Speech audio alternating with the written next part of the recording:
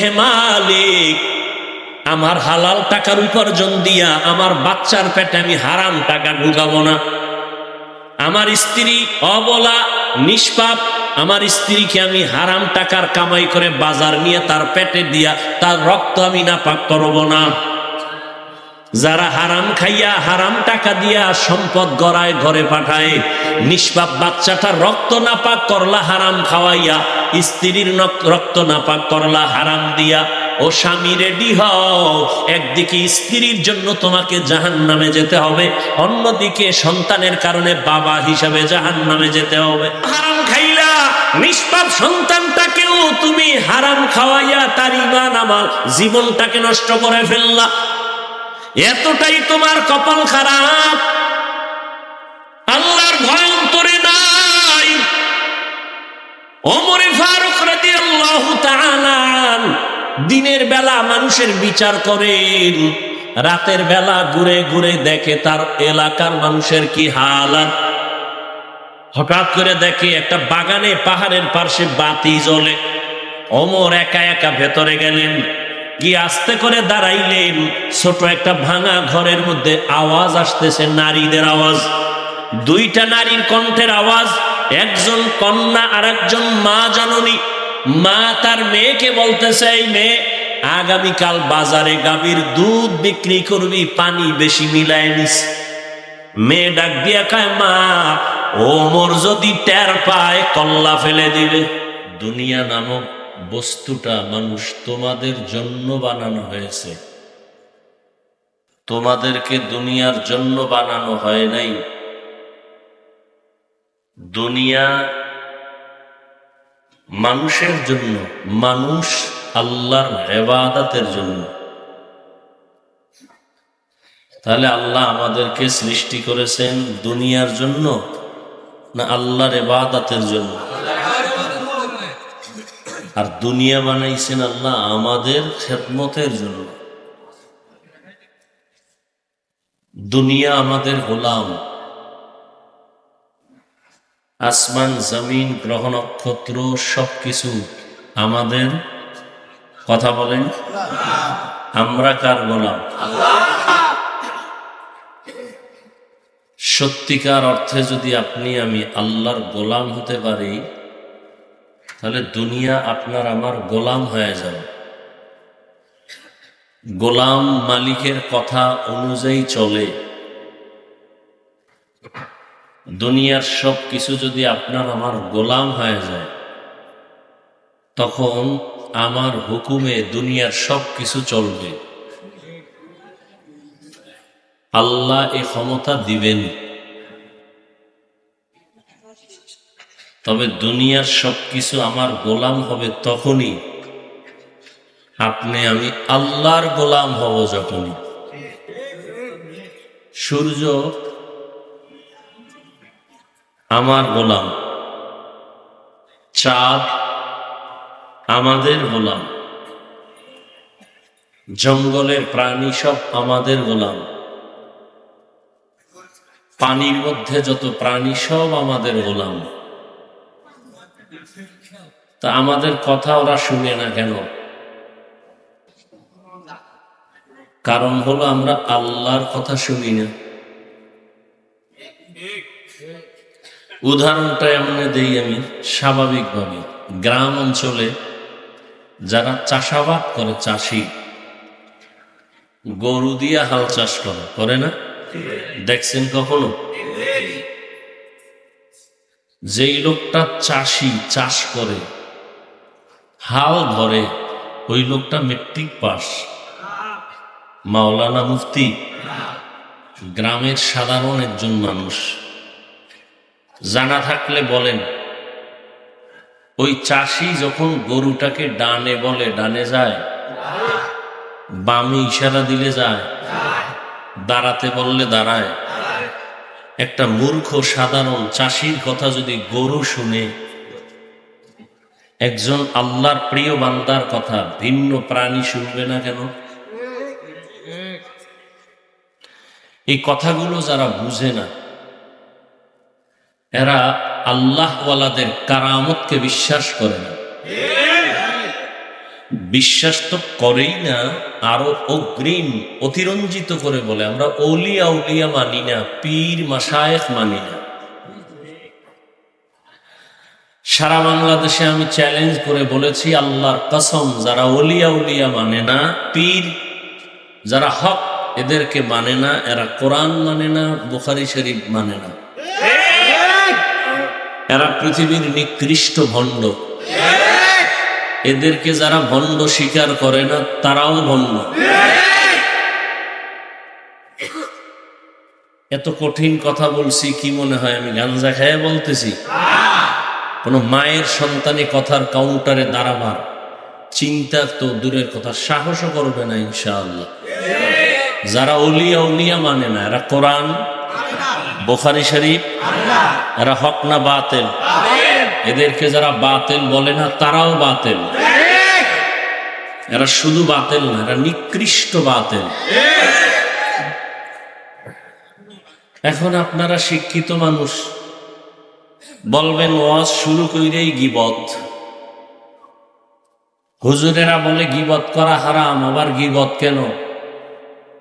আমরা তো বয়ান শুনবো, গীবত শুনবো না। ফেরাউন ভালো না খারাপ? ঘটনা কোরআনে আসেনি? নমরুদ্দা ভালো না খারাপ? ঘটনা কোরআনে আসেনি? একজনার অন্যায়টা প্রকাশ্যে বলার নাম গীবত। একজনার অন্যায় প্রকাশ্যে বলার নাম কি? গীবত। পিছনে পিছনে বলা। আল্লাহর ফেরাউনের অপকর্ম কোরআনে বলেছেন না? নবীজি আবু জাহাল কি পরিমাণ বেয়াদবি করছে হাদিসে নাই? আছে। গীবত করা হালাল না হারাম? এটা আপনারা জানেন, কোন হুজুরেরা জানে না। জানে না? হুজুরেরা জানে মানে আপনাদের থেকে বেশি জানে না কম? বেশি কি জানে যেটা আপনারা জানেন না? হুজুরেরা গীবত করা হারাম শুধু এতটুকুই জানেন না, আলেম ওলামারা জানেন 4 কারণে গীবত করা ওয়াজিব, গীবত না করলে গুনাহ হবে। এটা তো আর আপনারা জানেন না, এটা আলেমরা জানে। কয় কারণে গীবত করা লাগবে? যদি গীবত না করে কি হবে? গুনাহ হবে। কোথায় পাবেন এই কথাগুলো? ওয়াইলুল লিকুল্লি হুমাযাতিল লুমাযা, একটা সূরা আসেনি? এটার তরজমা তাফসীর যদি খুঁজেন, খুঁজতে খুঁজতে পেয়ে যাবেন 4 কারণে গীবত করা ওয়াজিব, না করলে গুনাহ হবে। কে করবে? কার করবে? আপনি আউযুবিল্লাহ পারেন না, বিসমিল্লাহ পারেন না, একজনে অন্যায় করেই ফেলছে, আপনি চায়ের দোকানে বসে কিছু বলবেন, এটা আপনার বলার অধিকার নেই। ভুল করার অধিকার আছে সবার, ভুল ধরার অধিকার সবার নাই। মসজিদের ইমাম সাহেব নামাজে ভুল করতে পারেনি, ভুল যদি করেই ফেলেন কি করতে হবে? কি করতে হবে? লোকমা দিতে হবে। কি দিতে হবে? ইমাম সাহেব যদি নামাজে ভুল করে, কথার কথা এমনও হতে পারে আলহামদুলিল্লাহ সূরার মধ্যেই ভুল হয়ে গেছে, হতে পারে না? এখন ইমাম সাহেব তো স্পিকার মুখে লাগায় তেলাওয়াত করে, আলহামদুলিল্লাহি রাব্বিল আলামিন আর রহমানির রহিম মালিকি ইয়াউমিদ্দিন ইয়্যাকা না'বুদু ওয়া ইয়্যাকা নাস্তাঈন সিরাতাল্লাযীনা আন'আমতা আলাইহিম গায়রিল মাগযুবি আলাইহিম ওয়ালাদ-দাল্লিন। সাউন্ডটা বাইরে গেছে না? চায়ের দোকানে আছে না কিছু বেনামাজি বয়ে বয়ে বিড়ি টানে আর চা টানে। ইমাম সাহেব যে আলহামদুলিল্লাহর মধ্যে ভুল করে ফেলাইছে, এটা চায়ের দোকানের বেনামাজিরাও শুনছে, শুনে নাই? এক চালাক চায়ের কাপ ফালায় কয় শুনছনি কি? ইমাম সাহেব কাম করলো কি? কাম না কাম করছে কি? আলহামদুলিল্লাহর মধ্যে ভুল। হুজুরেরা না কইছে নামাজে ভুল হলে লোকমা দিতে হবে? হ্যাঁ। কথা চা পরে খাই, আগে লোকমা দিয়ে লই। জানালা দিয়া তাকায় ইমাম সাহেব ভুল করছেন, আপনার হুশ আসেনি? এটা লোকমা দেওয়া না বেয়াদবি? খুব কঠিন কথা, কিন্তু ভুল হলে লোকমা দিবে। বেনামাজি লোকমা দিছে না বেয়াদবি করেছে? যে আলেম না সে আলেমের বিরুদ্ধে কথা বলা লোকমা নয়, বেয়াদবি। কথা বুঝেন? যে আলেম না সে আলেমের বিরুদ্ধে কথা বলা লোকমা না বেয়াদবি? এই জন্য বলি ফেসবুকে যারা আলেমদের বিরুদ্ধে লেখে সবগুলো বেয়াদব। এরা মা বাবার অভিশপ্ত সন্তান। ওর কপালে মা বাবার অভিশাপ লাগছে। মা বাবার অভিশাপ না লাগলে কোনো সন্তান আলেমের পিছনে লাগে না। আর এটি জায়গা মতো ধরাও খায় কিন্তু টের পায় না। হাত ভাঙ্গে, পাও ভাঙ্গে, মরে, ক্যান্সার হয়। এই বাংলাদেশে যত ঝামেলা হচ্ছে শুধু আলেমদের সাথে বেয়াদবির কারণে। এখনো কিছু বদমাশ শুনি, দেখি মাঝে মাঝে আলেম ওলামার সাথে বেয়াদবি করে। এর কারণটা কি জানেন? শিয়ালের হাতে মুরগি দিছে আমানত 3 দিনের জন্য। কয়দিন? 3 দিন। শিয়াল পণ্ডিত, তুমি মুরগি আমানত রাখো, 3 দিন পরে নিব।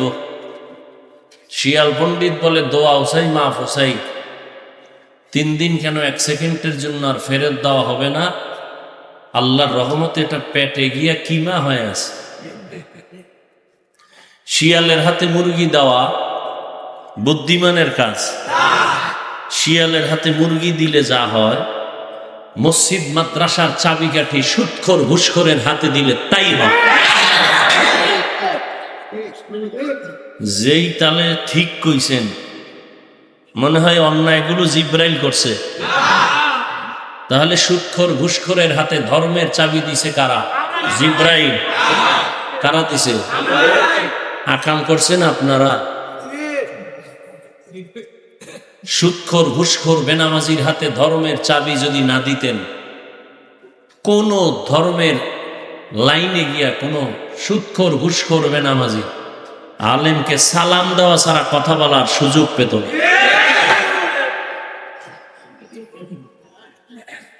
এই জন্য আমি মাঝে মাঝে বলি, সরকারকে গালি দিবেন না, আকাম সব আপনি করেছেন। ভোট দিছেন সুদখোরকে, আপনার ভোট পাইয়া সুদখোর গিয়া সুদ খাবে, এটাই বাস্তবতা। তাহলে সুদখোর চেয়ারে বসাইছেন আপনারা, ঘুষখোর বেনামাজিকে চেয়ারে বসাইছেন আপনারা। অতএব এজন্য রসুলের একটা মূলনীতি, আমালুকুম উম্মালুকুম, জনগণ যেই চরিত্রের হবে, জনগণের যারা কর্ণদার, রাহবার, প্রতিনিধি, এরাও ওই চরিত্রের হবে। জনগণ যদি ঘুষখোর হয়, নেতাও ঘুষখোর হবে। জনগণ যদি হারামখোর হয়, নেতারাও হারামখোর হবে। জনগণ যদি বেনামাজি হয়, নেতারাও বেনামাজি হবে। আল্লাহ হেদায়েত দান করুন। এখন ইমাম সাহেব ভুল করছে, লোকমা তো দেওয়া লাগবে। বাহিরের কেউ দিলে হবে? এটা লোকমা হবে না কি হবে? বেয়াদব। এখন লোকমা দিবে কারা বলেন? মুসল্লি। মসজিদে পিছনে মুসল্লি আছে 500। কয়শো? লোকমা দিতে গিয়া যদি সবাই একটা চিল্লানি দেয়, তাহলে হঠাৎ তাকায় দেখবে ইমাম নাই, ও জাগাতে স্টক করে হইয়া রয়েছে। লোকমা দেওয়ার নিয়ম আছে না নাই? সবাই। এজন্য শরীয়তের বিধান কি? ইমামের পেছনে একজন যোগ্য ব্যক্তি দাঁড়াবেন। কেমন যোগ্য? ইমাম যদি কোরআনের তেলাওয়াতের মাঝখানে গিয়া একটা জের জবর উল্টায় দেয় আর অর্থ উল্টায় যায়, এটা বুঝার মতো একজন ব্যক্তি দাঁড়াবে, সে লোকমা দিবে। এবং নামাজের মাঝখানে যদি ইমামের নামাজ নষ্ট হয় কোনো কারণে, অর্ধেক নামাজের সময় ইমাম পেছনে গিয়া যোগ্য ব্যক্তিকে সামনে দিবে, বাকি নামাজটা সে কমপ্লিট করে দিবে। তাহলে ইমামের পেছনে যোগ্য ব্যক্তি দাঁড়ায় কারা? এলাকার বড় সুদখোর সভাপতি, বড় ঘুষখোর সেক্রেটারি, ঠিক নি? এরা মেহরাবে দাঁড়াইয়া ভোট চায় ভোটের সময়। আর ওলামায়ে কেরামদের বলে মসজিদে রাজনীতি চলবে না, মসজিদ যদি নিরপেক্ষ রাখতে হয়, কমিটির কোনো লোক রাজনীতির লোক হতে পারবে না। আর কমিটির লোক যদি রাজনীতির দলের হয়, ইমাম সাহেব 10টা মাইক লাগায়া প্রত্যেক জুমায় রাজনীতির বয়ান করবে। তবে ব্যবধান কি, ওরা সব পচা রাজনীতি করে, ধান্দাবাজার চান্দাবাজ।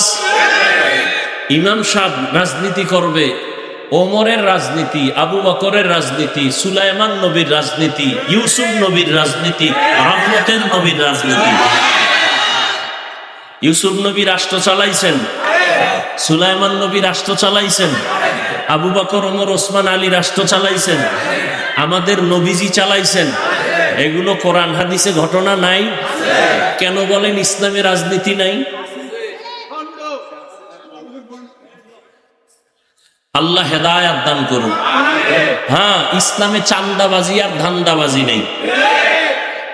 ইসলামে কি আছে জানেন? ইসলামে আছে মালিক যেই প্লেটে খানা খাবে, গোলাম সে একই প্লেটে খাবে। ইসলামের রাজনীতি কি? কর্মচারী কাজ করার মুহূর্তে বেতনটা অগ্রিম দিয়া দাও। আর ধান্দাবাজার চান্দাবাজের রাজনীতি কি? কাম করবা গাধার মতো, বেতনের জন্য রাস্তায় আন্দোলন করবা, উল্টা পুলিশের ভিড়া। আল্লাহ হেদায়াত দান করুন। আপনাদের মনের উল্টা কিছু কথা হয়ে গেল না? উল্টা হয়নি, বুঝার চেষ্টা করেন, না হয় গাজার পরিণাম ফল ভোগ করতে হবে। ফিলিস্তিনের মুসলমানের কান্নার আওয়াজ, একটা শিশু নিরাপদ না। নামদারি মুসলমান মোরলেরা বসে বসে আঙ্গুল চুষে, কোনো আওয়াজ নেই। না হয় মুসলমানের যে পাওয়ার আছে, মুসলমানের টাকা লাগে না, অস্ত্র লাগে না, ইমানের পাওয়ার, বিজয়ের পূর্বাভাস। কিন্তু মুসলমান আজ চুপ হয়ে আছে। আমাদের দেশের ওলামায়ে কেরাম ময়দানে, মসজিদের ইমাম খতিবরা জুমার বয়ানে যথেষ্ট পরিমাণ উদ্বুদ্ধ করতেছেন। যেখানেই থাক, হোক ঢাকার শহর, আমরা ফিলিস্তিন যেতে পারলে তো আলহামদুলিল্লাহ, না যেতে পারলেও আমরা প্রতিবাদ জানাইয়া আল্লাহকে দেখাবো যে আমরা মুসলমানের পক্ষে, মাজলুমের পক্ষে, জালেমের বিরুদ্ধে। ইনশাআল্লাহ রাজি আছেন না? মরা তো লাগবেই। আপনি মনে করেন না যে বাংলাদেশের উপরে বিপদ আইতো না? কি বাংলাদেশ? মাদ্রাসার হুজুর আছে, কয়শো হুজুর আছে। বাংলাদেশের থেকে 1000 গুণ বেশি মাদ্রাসা ছিল ভারতে। ব্রিটিশ বেঈমানের বাচ্চাগুলো সে মাদ্রাসা সব ধ্বংস করে দিয়েছে। হাজারো লাখো আলেমকে ফাঁসি দিয়া গাছের সাথে লাশ ঝুলিয়ে দিয়েছে। স্পেনের জমিন মুসলমান শাসন করেছিলেন 800 বছর। যেই স্পেনের জমিনের মধ্যে 30 খণ্ড তাফসীর লেখা হয়েছিল, কুরতুবী, সেই স্পেনে আজ মুসলমানের আওয়াজ নাই, তেলাওয়াতের আওয়াজ নাই। মুসলমানদেরকে স্টিমার বোঝাই করে ভূমধ্য সাগরে নামিয়ে দিছে, যাও তোমরা বাহরাইন, ভারত, আরবে চলে যাও। মুসলমানদেরকে স্টিমারে উঠাইয়া ভূমধ্য সাগরের মাঝখানে যখন স্টিমার গেল, আগুন লাগাই দিছে। স্পেনের সেই সময়ের ইতিহাস, স্টিমার পুড়ে মুসলমানের সেই পোড়া শরীরের অংশ ছাই হয়ে গেছে, কালো হয়ে গেছে বানি। সেই দিনটা ছিল এপ্রিলের 1 তারিখ, মুসলমানের কান্নার দিন, ইহুদি বেঈমান কুত্তাদের হাসির দিন। কিন্তু জাতি বুঝে না, ওরাও বেঈমানের সাথে এপ্রিল ফুলে লাফায়। মুসলমানের এপ্রিলের প্রথম দিন কান্নার দিন, মুসলমানের কলঙ্কের দিন, বেঈমানের খুশির দিন। কোন মুসলমান এপ্রিল ফুল পালন করতে পারে না। এপ্রিল ফুল পালনকারী স্বচ্ছ মুসলিম দাবি করতে পারে না। বলার দায়িত্ব আমার, মানবেন কিনা সে দায়িত্ব আপনার। হুজুরেরা বয়ান করবে, বাধা নাই। এই কথাগুলো কোন ইমাম সাহেব মসজিদে বললে চাকরি নাই, কেন? শিয়ালের হাতে মুরগি। বড় কঠিন, আপনারা একটু সহজ মনে করেন না, বেশি লাফাইয়েন না। চরমনের মাঠে বলছিলাম না, দুই গরুয়ে ধান খায়, মালিকে একটা গরুর উপরে বেত দিয়া বাড়ি দিছে, তো আর একটা দৌড়। মালিক কয়, বেত দিয়া বাড়ি দিলাম এটারে, তুই দৌড়াও কেন? কয়, এর পরের সিরিয়াল আমার। এই চান্দা বাজার ধান্দা বাজেরা, লাফাইস না, গাট্টি রেডি রাখ। জুলুম করলে তোদেরকেও পালাতে হবে।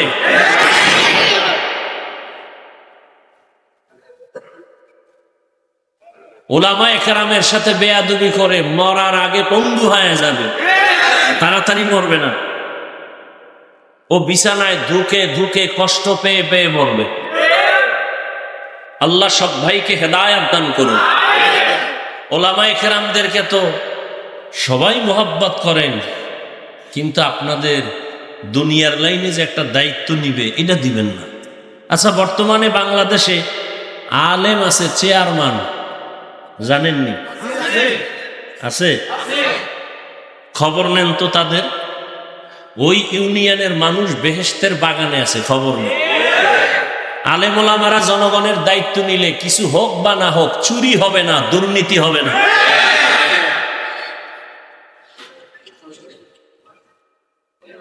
টাকা তো জীবনভর বহু খাইছেন, ভোর রাত্রে এক ভোট দিবেন বলে 10 জায়গার থেকে টাকা খাইছেন, এটা বন্ধ করে।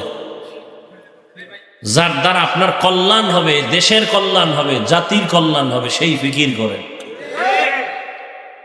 বয়ান তো চলতেছে, বয়ান চলতেছে, বৃষ্টির মধ্যেও বয়ান চলতেছে প্রতিদিন। রোজা গেল না, এর মধ্যে বয়ান, ফলাফল তো জিরো। বয়ানের পরে যদি মসজিদ ভরপুর হয়ে যাইতো ফজরের সময়, তো বোঝা গেল বয়ান কাজে লাগছে। ফজরে তো দূরের কথাই, যে এত মানুষ এখানে বসা, অধিকাংশ ফজর পড়ে নাই, আজকে জহুর পড়ে নাই, আসর পড়ে নাই, মাগরিব পড়ে নাই, এশা পড়ে নাই। মোনাজাতের পরে সারা রাত মোবাইলে গজব দেখবে, ফজর না পড়ে আবার ঘুমাবে। মোবাইলের এক মরণাস্ত্র তো হাতের মধ্যে, এ জাতি কি বুঝানো যাবে না, কপাল পুড়ে গেছে। বাঁচতে চায় বেশি দিন, কিন্তু অস্ত্র হাতে দ্রুত মরার। মোবাইল এমন একটা অস্ত্র, দ্রুত হায়াত শেষ করে দিবে, চোখের পাওয়ার শেষ করবে, কিডনি শেষ, হার্ট দুর্বল, লেখাপড়া শেষ, জীবন শেষ, যৌবন শেষ। এই মোবাইল, শুধু একটা মোবাইলকে কেন্দ্র করে সন্তান মায়ের সাথে বেয়াদবি, বাবার সাথে বেয়াদবি, শিক্ষকের সাথে বেয়াদবি, আলেমদের সাথে বেয়াদবি। এক মোবাইলকে কেন্দ্র করে বন্ধু বন্ধুর দুশ্মন। এই মোবাইলকে কেন্দ্র করে কত সন্তান মা বাবার টাকা চুরি করে, মা বাবা টাকা না দিলে বন্ধুর পকেট মারে, সুযোগ না থাকলে দোকানের শাটার ভেঙ্গে চুরি করে। এক মোবাইল। দেখেন না, কয়েকদিন আগে মোবাইল দেয় না, টাকা দেয় না, বাবারে মারলো সন্তান। কতটা উন্নত হচ্ছে আমার দেশ। এরপরও কিছু বেয়াদব সমাজে বলে, ওয়াজ মাহফিল দিয়া হবে কি? আমি বলি, তোর মতো বেয়াদবকে সাইজ করার জন্যই তো ওয়াজের আয়োজন। ওয়াজ না থাকলে তো বেয়াদব সোজা হতো না। আল্লাহ সব ভাইকে হেদায়েত দান করুন। তাহলে দুনিয়া আমাদের গোলাম, আমরা কার গোলাম? আমরা যদি আল্লাহর গোলাম হতে পারি, আসমান আমাদের কথা শুনবে, জমিন আমাদের কথা শুনবে, নদী আমাদের কথা শুনবে। বহু বছর ধরে একটা নদীর মধ্যে পানি নাই, শুকানো। এলাকার মানুষ, একজন এলাকার বড় বুজুর্গ আল্লাহর প্রিয় বান্দার কাছে আসছেন, আইসা বলতেছেন, আমাদের নদী শুকনা, পানি নাই, অনেক বছর, কি করি? আল্লাহর প্রিয় বান্দা, আল্লাহর প্রিয় ওলি একটা চিঠি লেখলেন। চিঠির মধ্যে কি লেখলেন তিনি জানেন, আর আল্লাহ জানেন। চিঠিটা খাম করে সিল লাগায় বললেন, এই চিঠিটা নদীর মধ্যে ফেলে দাও, শুকনো নদীতে। এলাকার মানুষ যখন চিঠিটা নিয়ে নদীর মধ্যে ফেলে দিল, সাথে সাথে শুকনা নদীতে পানির জোয়ার শুরু হয়ে গেল। আপনারা সুবহানাল্লাহ বলছেন তো না বুঝা। একদল চিন্তাশীল মানুষ, গবেষক, এরা কইব এই অলিটাকে তদন্ত করে যদি টের পায় চরমনের হিসাব, মাইক লাগায় বলবে পীর কাফের। একজন কয় না না না, চরমনের পীর না, তোকে তাবলিগের এক মুরব্বী 3 নাম্বারের কাফের। কেন তাবলিগেরও না, কে দেওবন্দি ট্রিপল কাফের। যার কথাই কয় হে কি। এইবার একজনে কয় সব বাদ। এই ঘটনাটা ঘটাইছে কে জানো? রসুলের হাতে গড়া সাহাবী, বাঘের বাচ্চা হযরত ওমর। এইবার টুপিওয়ালা মুফতি বলতো সাহস থাকলে কাফের। ওমর চিঠি লেখছেন, শুকনা নদীর মধ্যে ফেলে দাও। ফেলে দিছে, শুকনা নদী বহু বছর শুকনা, চিঠি ফেলে দিছে, পানির জোয়ার শুরু হয়ে গেছে। কার চিঠি? কার চিঠি? কাফের বল। কোন মুনাফিকের বাচ্চা সাহস থাকলে ওমরকে কাফের বল।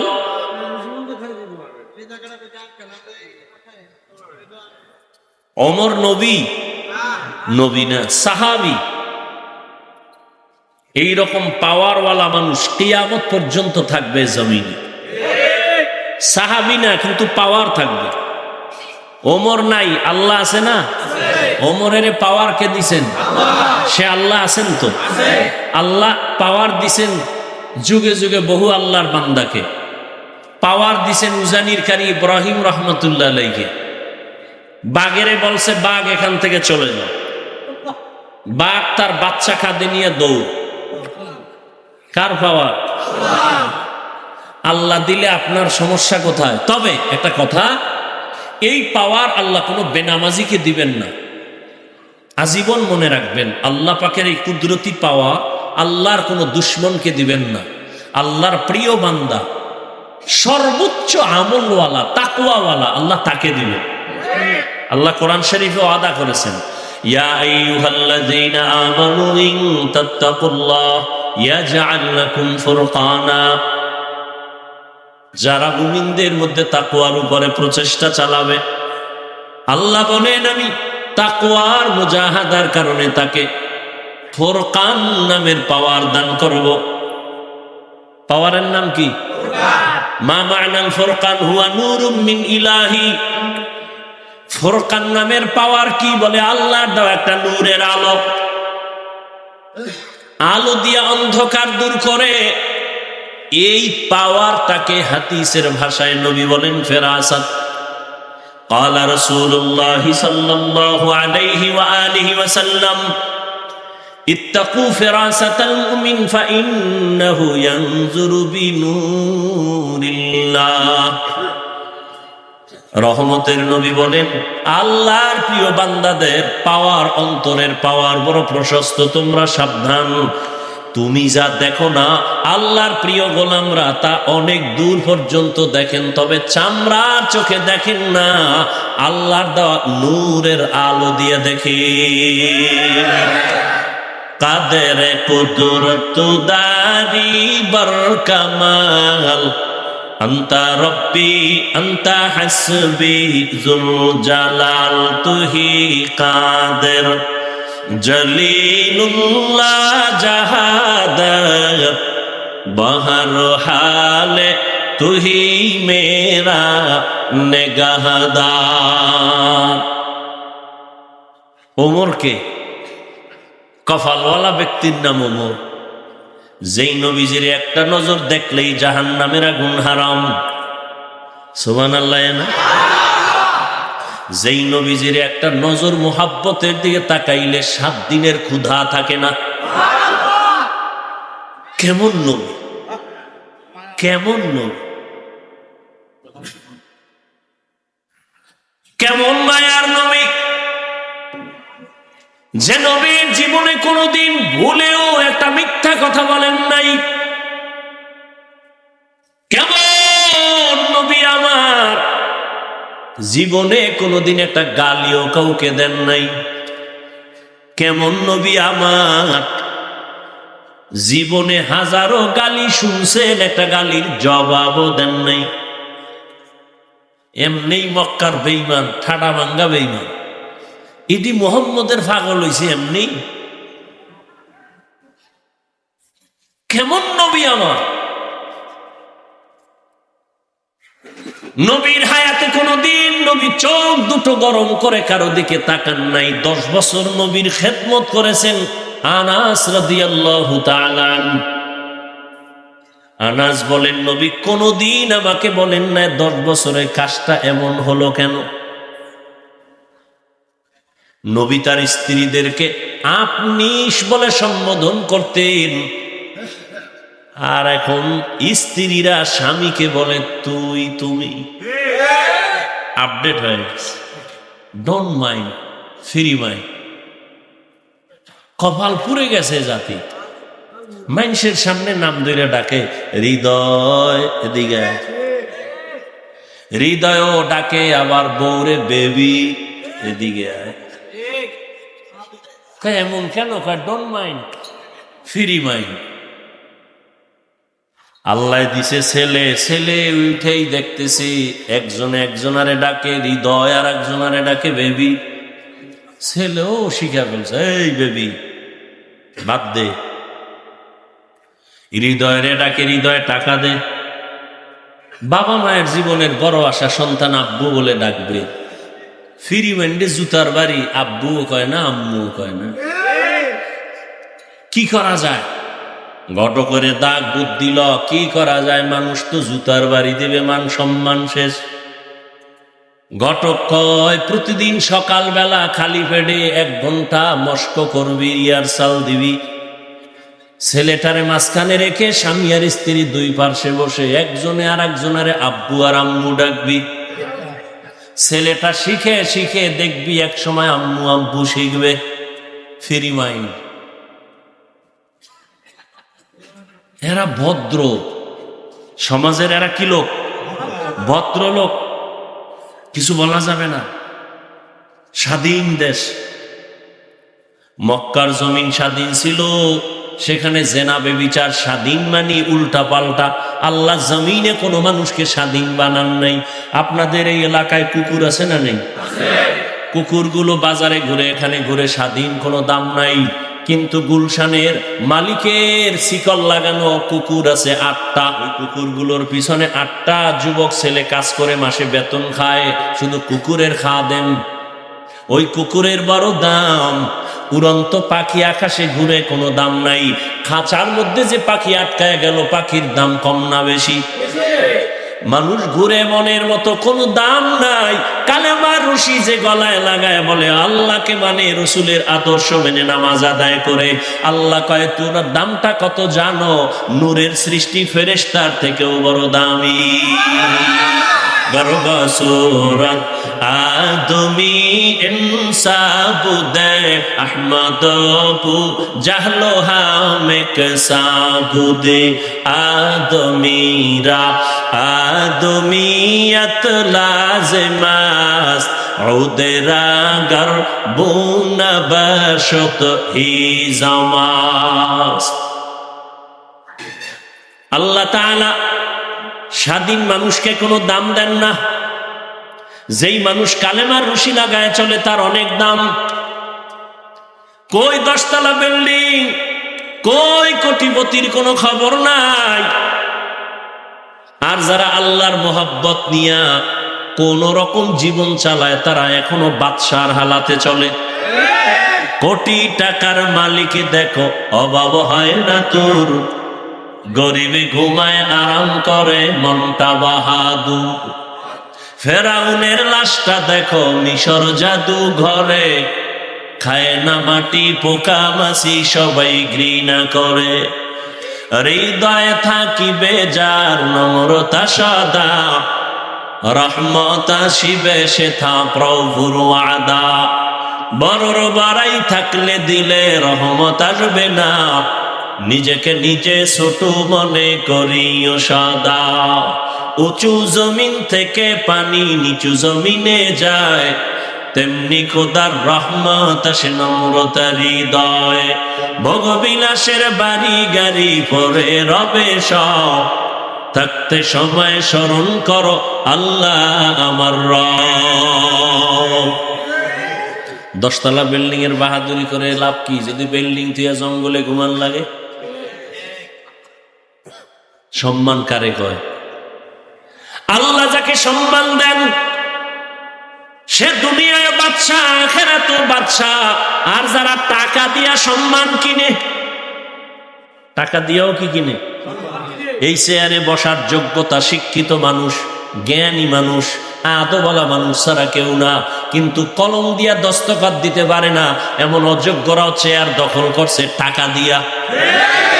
টাকা দিয়ে সম্মান কিনলে কি হয় জানো? প্রথম দিন ফুলের মালা, ফাইনালে জুতার মালা। জিন্দগি মে বন্দগি তু কর নাহি, জিন্দগি মে বন্দগি তু কর নাহি,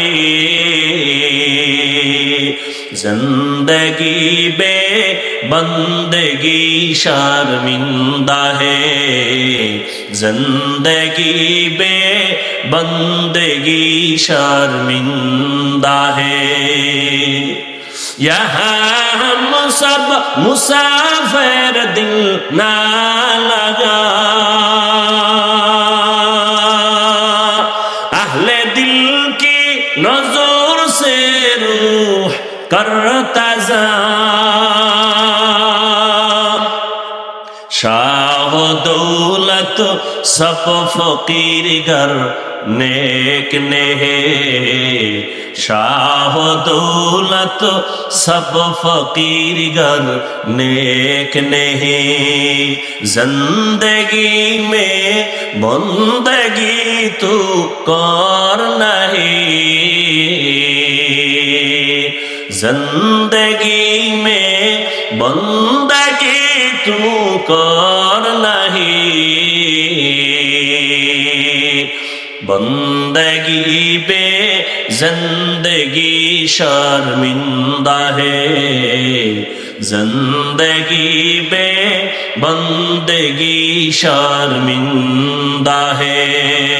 जिंदगी में बंदगी कुन बंदगी, बंदगी बे जिंदगी शर्मिंदगी।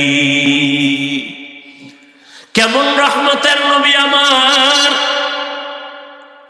কোনদিন নবী দু চোখ গরম করে কারো দিকে তাকান নাই। কেমন রহমতের নবী আমার, একটা জামা শরীর মোবারকে পইরা মসজিদের মধ্যে বসে আছেন, নবী কত সরল। একটা বাচ্চা এসে কয়, ইয়া রাসূলুল্লাহ, আমার আম্মু আমাকে পাঠাইছে, একটা জামা চায়। নবীকে আমার কাছে এক্সট্রা জামা নাই, যাও ঘুরে টুইরা বাচ্চা আবার একে আপনার গায়ে যেটা আছে না ওইটা চেয়েছে। নবীজি খুলে দিয়ে দিছে।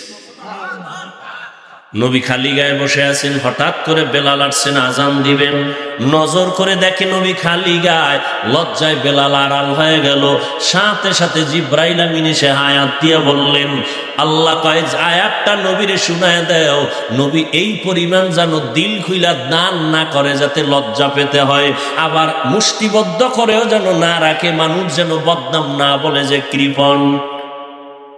নবী কতটা সরল। ইহুদির হাতে তরবারি, নবী সামনে দাঁড়ানো, আর কেউ নাই, নবীজি আর ইহুদি। তরবারি কার হাতে? ইহুদি কয় আব্দুল্লাহর ছেলে, কেউ আছে পাশে? কয় নাই। এখন তরবারি দেখছো, একটা মারলে কে ফিরাবে? নবী বলেন আমার আল্লাহ।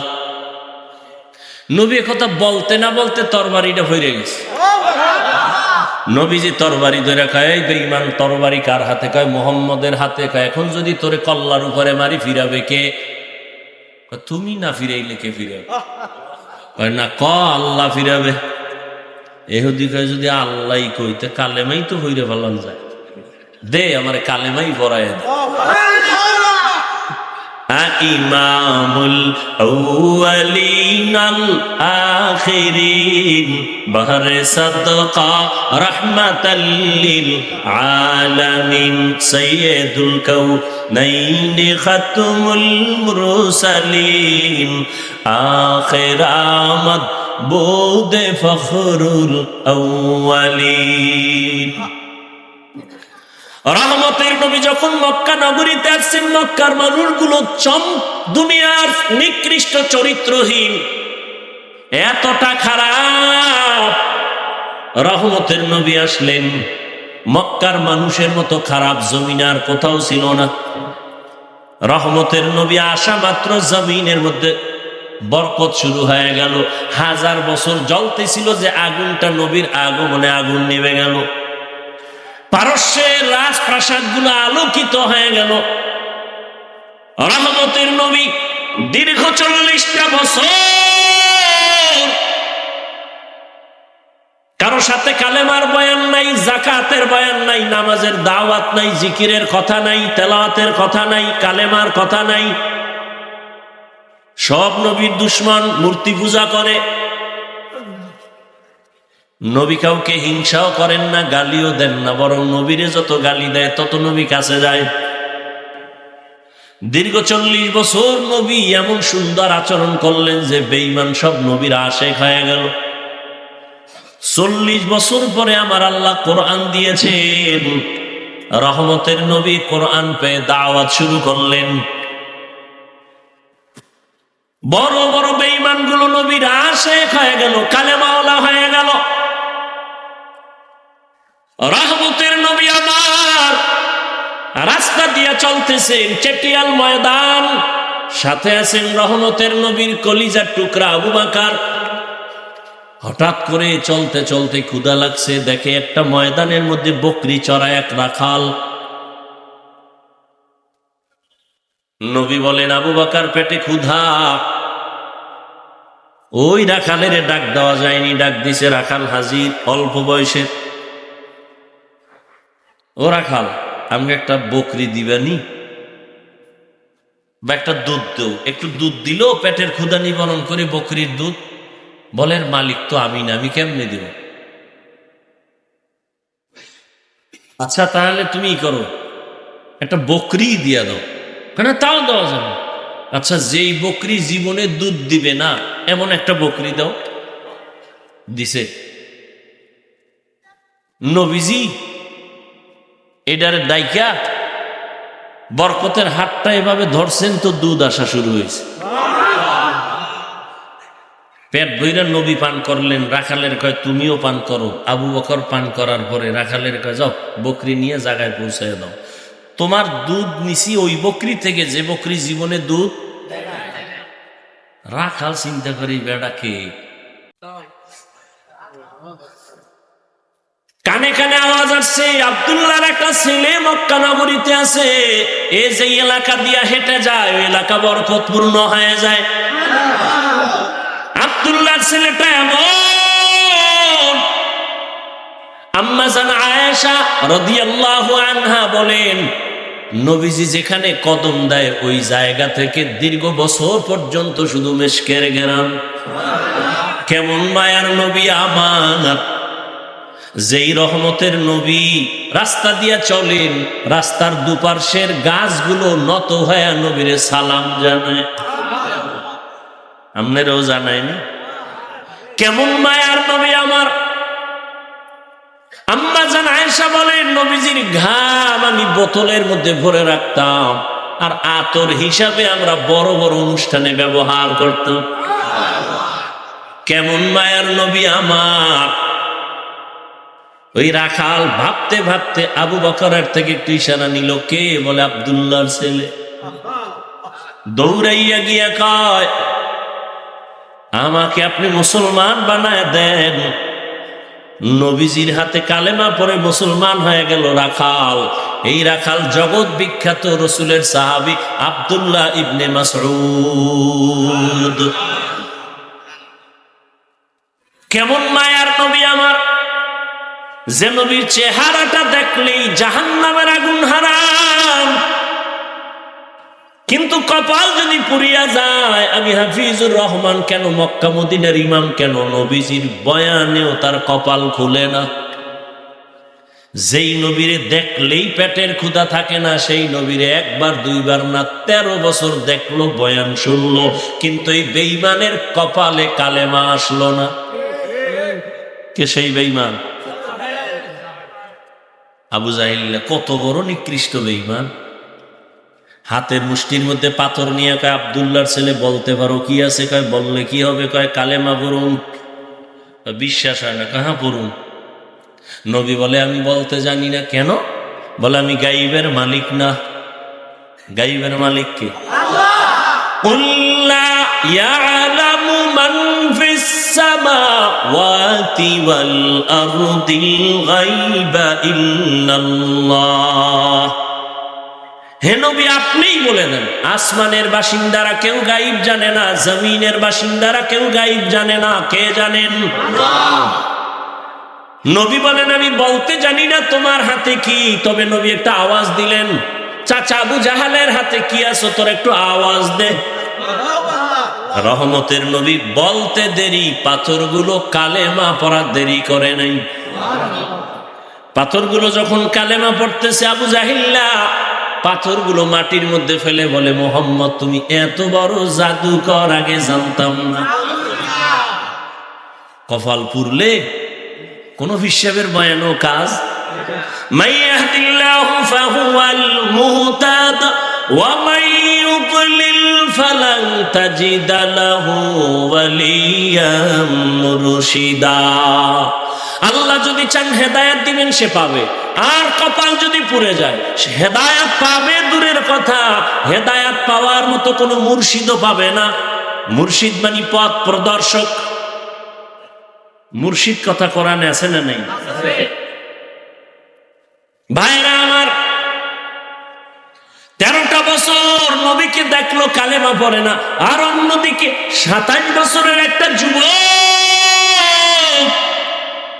তরবারি নিয়ে দৌড়ায় নবীকে জবাই করবে।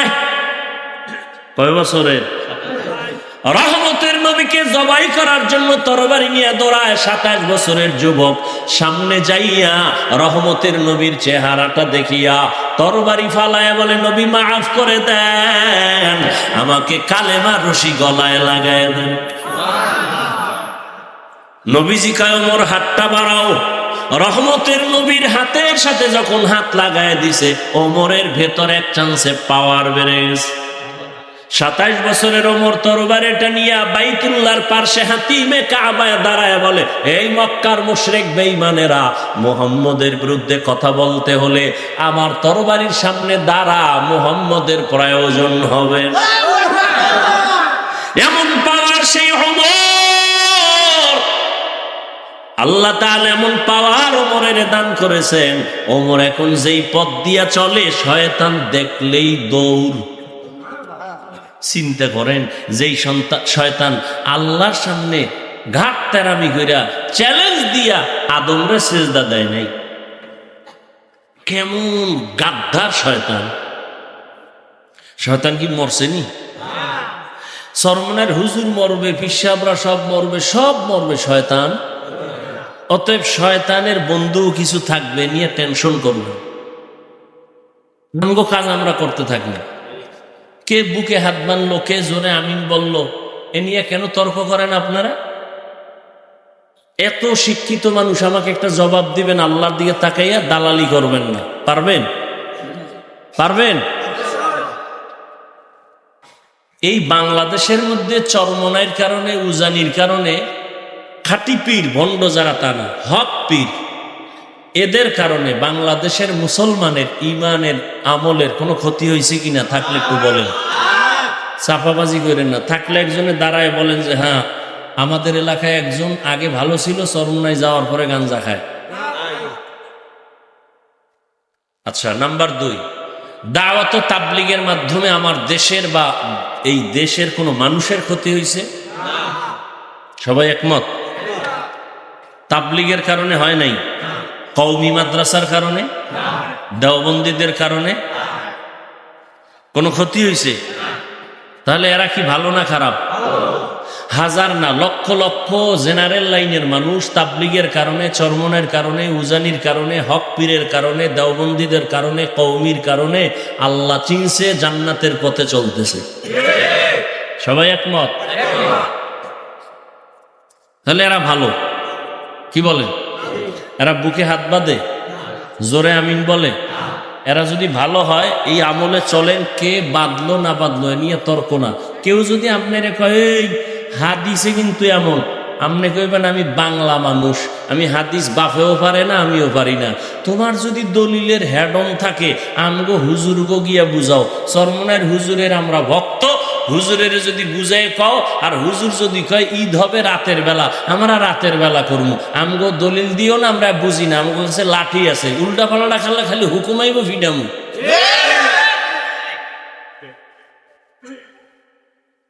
আপনারা শুনেন কেন এদের কথা? না শুনলেই তো দ্বন্দ্ব থাকে না। একটু নতুন নতুন মজা লাগে না? দেখে একটু জোরে আমি বইলা হালাতটা কেমন নতুন মজা লয়। ওই সৌদির লগে মিলাই ঈদ করে একদল, মজা লয়। দেখি একটু আগের দিন ঈদ করে কেমন মজা, পরের দিন সোর সোর ভাব। সবাই ঈদ করে, হ্যাঁ ঈদ নেই। কথা ঠিক না? আল্লাহ হেদায়েত দান করুন।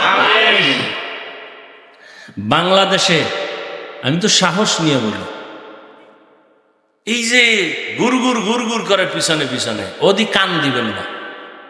চরমনের বিরুদ্ধে, তাবলিগের বিরুদ্ধে, দেওবন্দীদের বিরুদ্ধে, কওমির বিরুদ্ধে কোরআন সুন্নাহর দলিল নিয়ে কিছু বলার মতো সাহস অন্তত সোনার বাংলায় কোনো মায়ের সন্তানের নাই। ও পিছে পিছে বহু চাপাবাজি করে, ওটি কানই দিবেন। ওটি না শুনে বয়ে বয়ে দরুদ শরীফ পড়বেন, কামে লাগবে। হারকে বাসদ আমেলে সান্নু মুদাম আতশে দোজখ শাওয়াদ বরওয়ায় হারাম। বেশি বেশি দরুদের আমল করবেন। কোন কথাটা জানি বলতেছিলাম, গেছে গেছে গেছে, 5 মিনিটে নাই।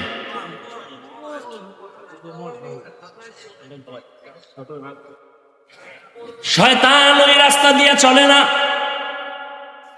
যেই শয়তান আল্লাহর সামনে চ্যালেঞ্জের মোকাবেলায় দাঁড়ায় রইল, একদিন মুসা নবী আল্লাহর আদালতে যায়, কোহে তুরে আল্লাহর সাথে কথা বলতে, ইবলিসের সাথে দেখা। ইবলিস কয় নবী মুসা কই যা? কয় আল্লাহর সাথে কথা বলতে যায়। কয় যখন যাইবেন আমার জন্য একটু কথা জিগাইবেন। কি? কয় আল্লাহর সাথে তো ওই দিন আউলা জৌলা করে ফেলাইছি, নতুন করে কোনো রাস্তা আসেনি ক্ষমা টমার, আল্লাহর একটু জিগাইয়েন। কে কয়? ইবলিস। মুসা নবী গেছে আল্লাহর সাথে কথাটা তো বইলে চইলাইতেছে, ওই যে ইবলিসের কথা মনে নেই। আল্লাহকে খারাপ পথে কারোর সাথে মোলাকাত হয়েছিল, আল্লাহ হয়েছিল তো ভুলেই গেছি। কার সাথে? কয় যে মিস্টার ইবলিস। কি বলছে? কয় আপনার সাথে তো জাগা মতো উল্টা পাল্টা করে ফেলাইছে, এখন সে খুঁজতেছে কোনো ভুল টুল ক্ষমার রাস্তা আছে। কয় যাই কইও মুসা নবীর যেখানে কবরটা আছে, আরে আদম আলাইহিস সালামের যেখানে কবর আছে, ওখানে কি একটা সেজদা দিতে, আমি মাফ করে দেব। যেহেতু আমার সামনে দেয় নাই, কই দিব? আদমের কবরে দিল, আমি মাফ করব। মুসা নবীর লগে আবার দেখা। কি ও মুসা নবী? হ্যাঁ খবর নিয়েছি, শুনো আল্লাহ বলছে তোমার ক্ষমার রাস্তা খোলা আছে। আছে কখন? মাশাআল্লাহ, ভালো, কি কত? কয় যে আদম নবীর কবরে যাইয়া তোমার একটা সেজদা দিতে গেছে। নাউজুবিল্লাহ, হইলাটা কি? জিন্দা থাকতে দেই নাই, আর মরার পর জিন্দা অবস্থায় দেই নাই, আর আমি মরার উপরে যে সেজদা, জীবনে সম্ভব? হে ইবলিস, কারে ভয় পায়? ওমর। এবার বুঝেন ওমর কেমন বেডা। আমি বাঙালি একটা একা শয়তান, তো আমারও ভয় পায়। কেন? আমি ওর থেকে বড় শয়তান। আমি যে আকাম জানি, এ শয়তানি খবরই না। এই পরিমাণ আকাম আমি করতে পারি। এটা বাস্তব, অবাস্তব কিছু না। সোনার বাংলায় যে আকাম চলে শয়তানও জানে। শয়তানি আকাম করতো না, এত পরিমাণ আকাম চলে এই বাংলাদেশে। আরে আকামগুলো বেশি শিখাইছে মোবাইল। বাবায় খুশি ছেলেরে মোবাইল দিয়া। আফসুস, ওই যে শুরুতে বলছিলাম না, বাঁচতে চায় অনেক দিন, কিন্তু হাতের মধ্যে অস্ত্র, দ্রুত মরার। মোবাইল হায়াত কমায়, চোখের পাওয়ার কমায়, কিডনি দুর্বল করে, হার্ট দুর্বল করে, যৌবন শেষ। কি ঠিক না? এই যেদিন থেকে উল্টা পাল্টা শুরু হয়েছে ওই দিন থেকে তোমাগো হারবাল কোম্পানিরও বিক্রি শুরু হয়ে গেছে। জানে তোমাদের অবস্থা ভালো না। আর আমার পরামর্শ, বিয়ে করিস না, বউয়ের হক আদায় করতে পারবি না, শুধু শুধু একটা ভেজাল মাথায় নিবি কেন? খবরদার। কথা করবো কি? বিয়া না কইরা আল্লাহ রসুল একটা ঔষধ দিছে রোজা রাখার। রোজা রাখো, যৌবন কন্ট্রোল হয়ে যায়। স্ত্রীর হক আদায় করা বড় কঠিন। সন্তানের হক এত সোজা না। এবার যুবকদের আর একটা মরণস্ত্রের নাম বাইক। আর এক মরণস্ত্র, এটার মধ্যে উঠলেই শরীর খালি আগুন বাইর হয়, আগুন। কি এর শীত মিট, চাদর মাদুর ফালায়া দৌড়। পেছনে বিপরীত পার্স থাকলে তো আরো আগুন। এমন দৌড় দিছে, ওভার ব্রিজের গোড়ায় যায় কাইতে রয়েছে। দুইজনে দুই দিক, চাক্কা ঘুরে মেশিন ছাড়া। আমি কি বানায় বলতেছি? বাঁচতে চাও বেশি দিন, কিন্তু আকাম করো দ্রুত মরার। গড় সংখ্যা হিসাব করো, ইদানিং কালে করোনার থেকে হিসাব মিলাও, যত মরণ অধিকাংশ যুবক যুবক যুবক, অধিকাংশ। আল্লাহ হেদায়াত দান করুন।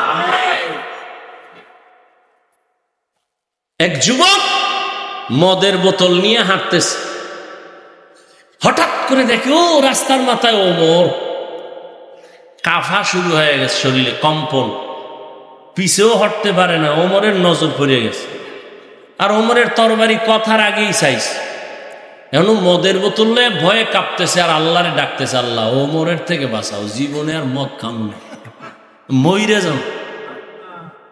ওমর আস্তে আস্তে সামনে আইসাই বলে, এই যুবক, তোর হাতে বোতল কি, দে। যুবক দিতে চায় না, ভয়, ভেতরে মদ।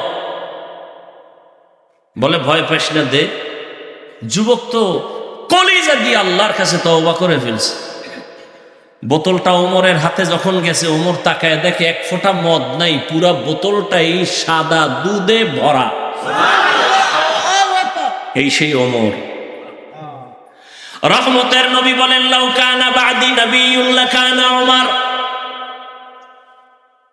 আমি মুহাম্মাদের পরে আল্লাহ নতুন যদি কাউকে নবী বানাইতেন, আমার পরে নবী হতো আমার সাহাবী ওমর।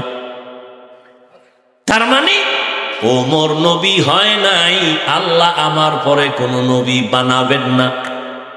অতএব যদি দুনিয়াতে আহমদ নামে, গোলাম আহমদ নামে উল্টা পাল্টা কেউ নবীর দাবিদার হয়, দলিল ছাড়া বলে দাও তারা কাফের। কাদিয়ানীদেরকে ইমানের তাগিদে কি ভালো মনে করা যাবে? তো ভালো মনে করা যদি না যায়, তাদের পণ্য কেন আপনি ব্যবহার করেন? এই যে ইসরায়েলকে ভালো মনে করেন, তাহলে তাদের পণ্য কেন আপনারা ব্যবহার করেন? যেই জিনিস খাওয়া হারাম, তা বিক্রি করা হারাম, তার ব্যবসা হারাম। মদ পান করা হালাল না হারাম? এর ব্যবসাও হারাম। বিড়ি টানা সুন্নত, এর ব্যবসাও হারাম। যেই জিনিস ব্যবহার করা হারাম, তার ব্যবসাও কি হারাম। হালাল ভাবে টাকা অর্জন করেন, কোটি টাকার দরকার নাই, লাভ কি? ওই বিল্ডিং থুয়ে জঙ্গলে ঘুমাইবেন, রিক্সা চালায় খান, খেরের ঘরে থাকেন, আরামে থাকেন, বউ মাইয়া ফোলা নিয়ে একটু জীবন যাপন করেন, স্বাচ্ছন্দ্যে চলেন, দিন আনবেন দিন খাইবেন, টেনশন নাই। হালাল নেন, 5,000 টাকায় 5 কোটি টাকার বরকত হবে। হালাল ভাবে চলার চেষ্টা করেন। যেই ব্যবসায় হারাম চলে না, বাদ দেন। রিজিকের মালিককে আল্লাহ। পিপিলিকার খানা কে দেন আল্লাহ। জঙ্গলের প্রাণীর খানা কে দেন আল্লাহ। নদীর মধ্যে হাজারো কোটি ধরনের মাছ কে খাওয়ায় আল্লাহ। উড়ন্ত পাখির খানা কে দেন আল্লাহ। জঙ্গলের প্রাণীরা সকাল 8টায় বাজারে নাস্তা খায়, আল্লাহ ওদের বাসায় পৌঁছায় দেয় না? ওরা দামি না আমরা দামি? তা আপনি কেন কুকুরের মতো জিহ্বা বের করে দৌড়াচ্ছেন খানার পিছনে? আমরা দামি হলে তো আল্লাহ আমাদের ঘরে দিয়ে যাবেন। সেই বিশ্বাস কেন দুর্বল আপনার? দুর্বল হওয়ার কারণে আপনার ব্যবসার শুরুই হারাম দিয়া, লোন দিয়া, সুদ ঘুষ দিয়া, তো কেমনে বরকত হবে? এজন্য আল্লাহ পাক এত বয়ানের পরেও আজ আমাদের আমলনামা শূন্য কেন? সব বয়ানের মূল দুর্বলতা আল্লাহর ভয় নেই। এজন্য আল্লাহ বারবার বলেন, ইয়া আইয়ুহাল্লাযীনা আমানুত্তাকুল্লাহ, ও মুমিন আমি আল্লাহকে ভয় করো। এখানে যারা বসা সবাই বলবে আমরা আল্লাহ। এই এই পাগল, কি ছাইরা দেব কিন্তু। তোমার বসার মন না চাইলে ঢুকছো কেন? মোনাজাতটা দিয়েই ফেলাম। এই বেদবি পছন্দ করি না।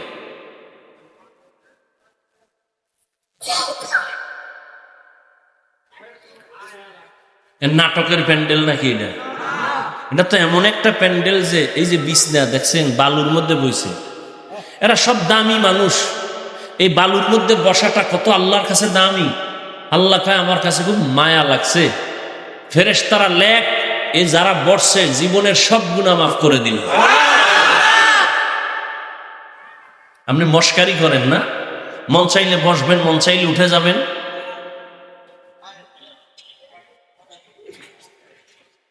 আল্লাহকে ভয় করেন।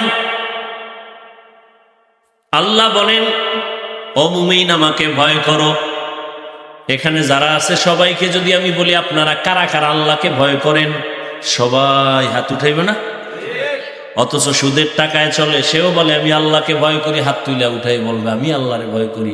অনেক চালাক বলবে আমরা হুজুরগো থেকে বেশি ভয় করি। অথচ নামাজ নাই, রোজা নাই, তেলাওয়াত নাই, পর্দার খবর নাই। দেখছেন না?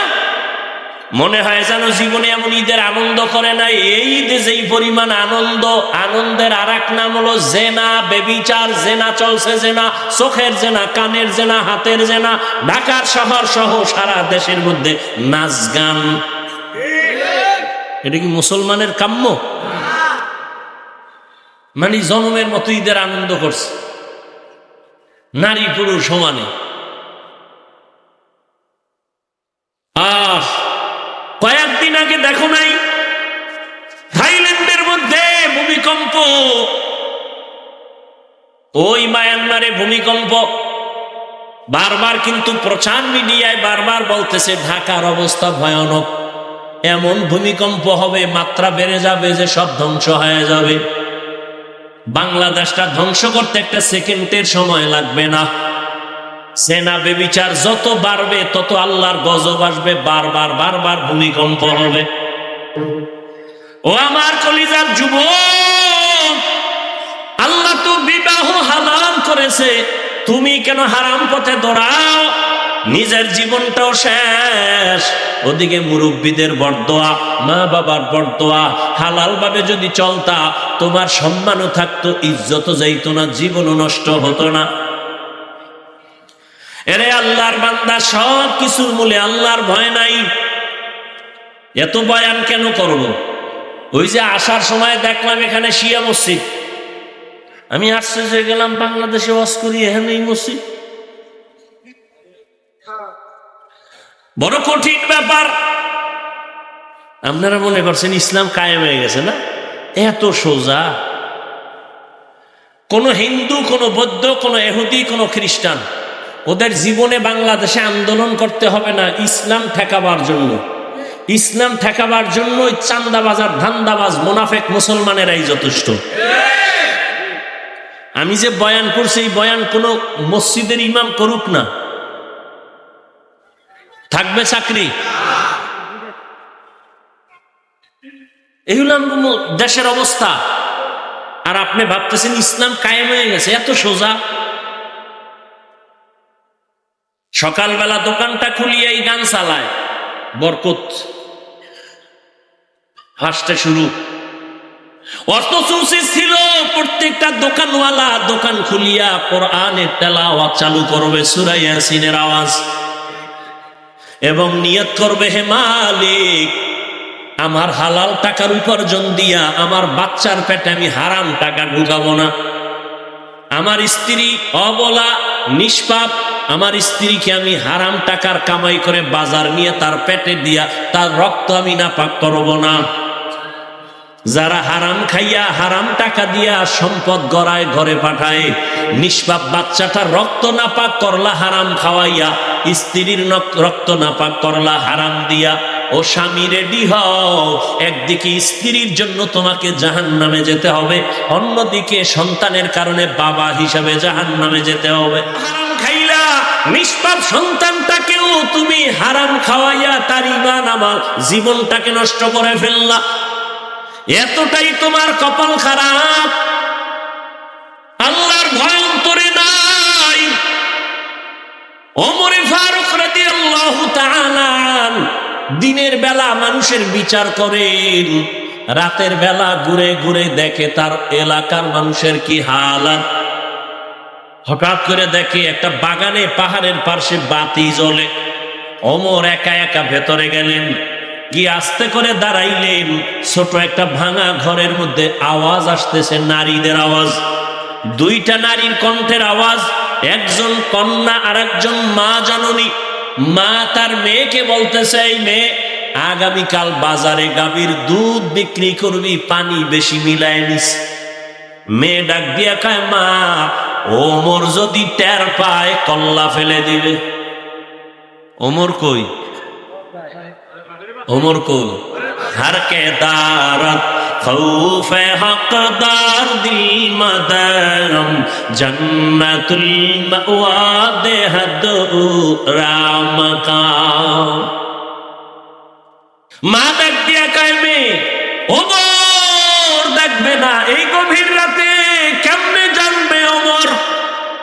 মেয়ে কয়, মা, ওমর যদিও দেখবে না, জানবে না, তবে ওমরের আল্লাহ তো জানবেন।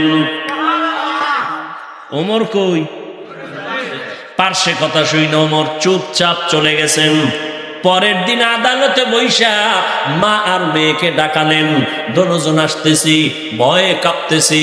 ওমর ডাকছে মানে ফাঁসি ছাড়া উপায় নাই, কি জানি ভুল কইরেই ফালাইছি।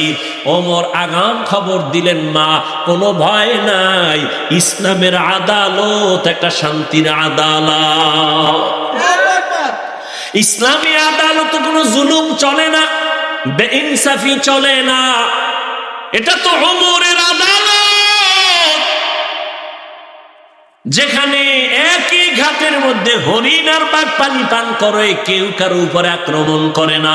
এটা তো ওমরের আদালত, এখানে কোনো বেইনসাফি হবে না। ওমর আদালতে বসে আছেন, একজন মহিলা সামনে এসে দাঁড়ায় গেছে আদালতে। মহিলা ওপেন বলতেছে, খলিফাতুল মুসলিমিন, আপনার আদালতের শরণাপন্ন হলাম। কেন? আমি এক অপরাধী। বলে, কি অপরাধ? বলে, আমি জিনা করেছি, জিনার কারণে আমার পেটে একটা অবৈধ বাচ্চা। আমার বিচার করেন, আমি দুনিয়ার বিচার মেনে নেই, আখেরাতে জাহান্নামের আযাব সইতে পারবো না। ওমর কথার আগে তরবারি কাজ, জল্লাদ রেডি নি রেডি, তরবারি রেডি কর। মহিলা জিনা করেছে, নিজেই স্বীকারোক্তি দিল, তাকে কল্লা ফেলে দাও। ওমরের ডান পাশে আলী বসা। কে সে আলী? 7 বছর তখন আলীর বয়স। ওই বয়সে হযরত আলী নবীর হাতে হাত লাগায় কালেমা পড়ে ফেললেন। 7 বছরের আলী। কয় বছর? 7 বছর। কেউ বলেন 11, কেউ বলেন 12। 7 থেকে 12-র মাঝখানে আলী নবীর হাতে কালেমা পড়িয়া এমন ভাবে মুসলমান।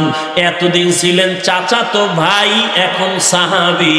কিছুদিন পরে আলী হবেন নবীর জামাতা। রহমতের নবী আলীর জন্য কলিজা খুলে দোয়া করলেন, আনা দারুল হিকমা ওয়া আলীউন বাবুহা। আমি মুহাম্মদ আল্লাহর দেওয়া ইলম ও হিকমতের ঘর, আর এই ইলম ও জ্ঞানের ভান্ডারের ঘরের দরওয়াজা আমার আলী। নবীর দোয়া লাইয়া গেছে। আলী বসা ওমরের পাশে, দেখে বেতাল। ওমর এখনই তরবারি নিয়ে পাঠাবে মহিলার কল্লা ফানানোর জন্য। আলী ওমরের হাতটা ধইরা বলেন, খলিফাতুল মুসলিমিন, একটু চিন্তা করেন, মহিলার কল্লা ফালাবেন, দোষ আছে, কিন্তু মহিলার গর্ভে যে বাচ্চাই, বাচ্চার তো কোনো দোষ নাই, এরে মারবেন কেন?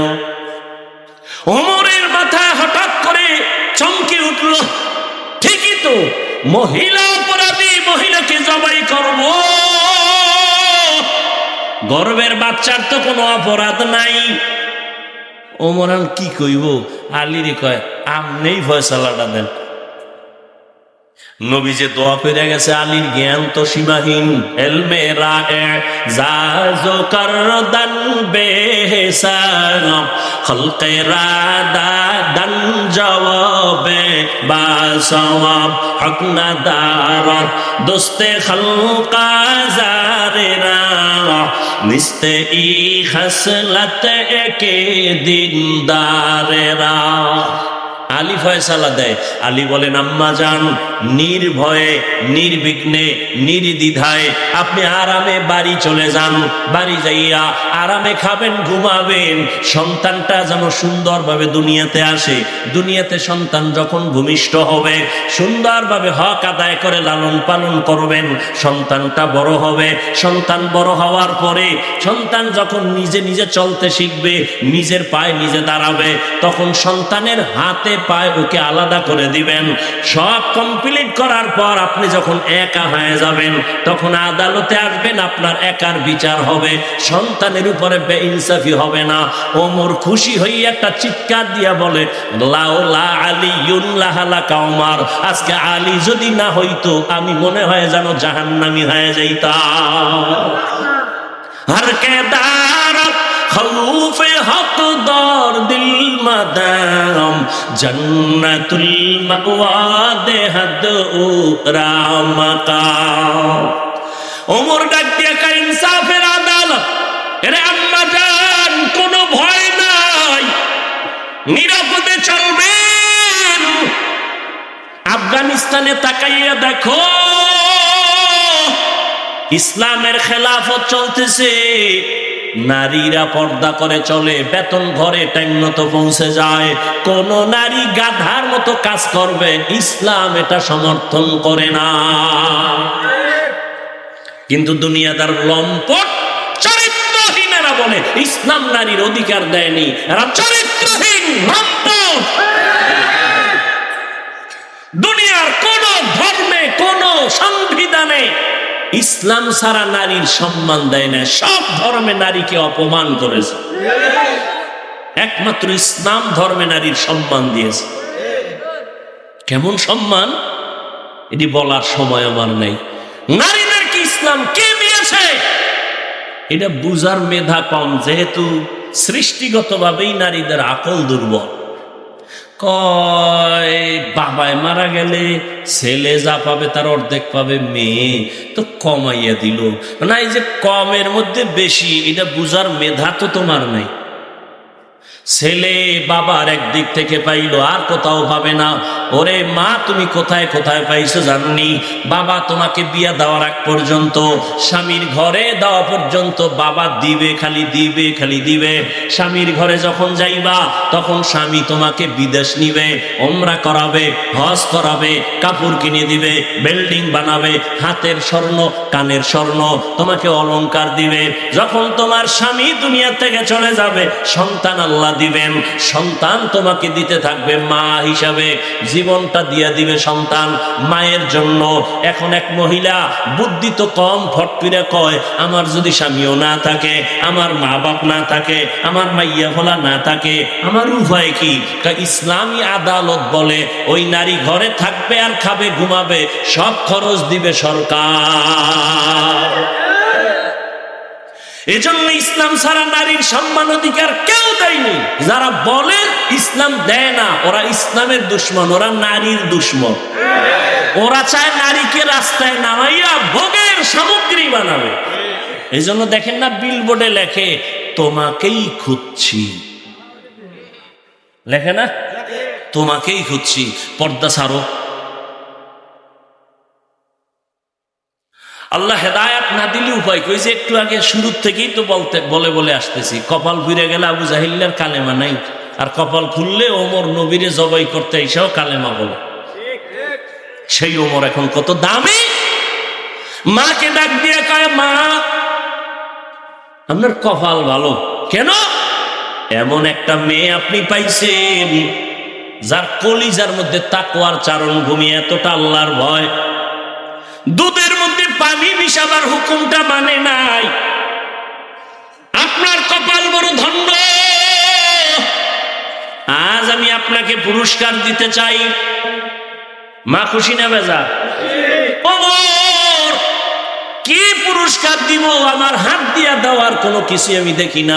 তবে আপনি যদি খুশি হইয়া বলেন আপনার এই সুন্দরী রূপসী মেয়েটা, তাকওয়াওয়ালা মেয়েটাকে আমি ওমরের ছেলের ঘরে বিবাহের বন্ধনে নিতে চাই। মা কায়ের থেকে আর পুরস্কার দুনিয়াতে আর কি? আলহামদুলিল্লাহ। ওমর ওই মেয়েটাকে নিজের ছেলের জন্য নিয়ে বিয়ে ঢুকায় দিলেন বিবাহের বন্ধনে। আর সেই মেয়ের গর্বের ধারায় চলে আসছে আর একটা ফুটন্ত আকাশের চাঁদ, ওমর ইবনে আব্দুল আজিজ। हर के दारत खौफे हकदार दिल मदहम जन्नतुल मावा देहद ओ रामकाम। ও আল্লাহর বান্দারা, যতই বয়ান করি না কেন, সহজ কথায় আমি কথা বলি, পেঁচ গোছ বুঝি না রে বাবা। আমিও যেমন মুসলমান, এখানে যারা সবাই আপনারাও তো মুসলমান। বলেন আপনাদের আল্লাহ আমার আল্লাহ দুইজন? এই তাল মিলাইয়েন না, বুঝা শুনে বললেন এক আল্লাহ। তাহলে হিন্দুদের পূজায় গিয়ে কয় ধর্ম যার যার উৎসব, সবার এই কথা কন কেন? ও সন্তেষ খাইছে এনে যে খাইয়া কামনার এখন ভগবান আমরা কই আল্লাহ, কত তো একই।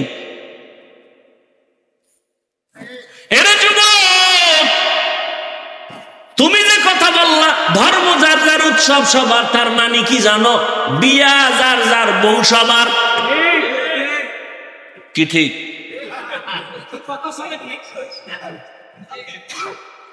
हकीकत से तो दुनिया बेखबर है, दुनिया की नुमाइश पर नजर है। नमी गुयम के अज दुनिया जुदा बाश, बहर कारे के बाशी बा खुदा बाश। এরে যুবক, বৃদ্ধ বাবাজি, পর্দার আড়ালের আম্মা জানেরা, বোনেরা, আপনাদের আল্লাহ আমার আল্লাহ সবাই স্বীকার করেন? আপনাদের নবী আমার নবী, আপনাদের কালেমা আমার কালেমা, আপনাদের ধর্ম আমার ধর্ম, আপনাদের কোরআন আমার কোরআন, আপনাদের কাবা আমার কাবা, আপনার আশা দুনিয়াতে আমার আশা না? আপনারা লঙ্গি ভরে আসছিলেন।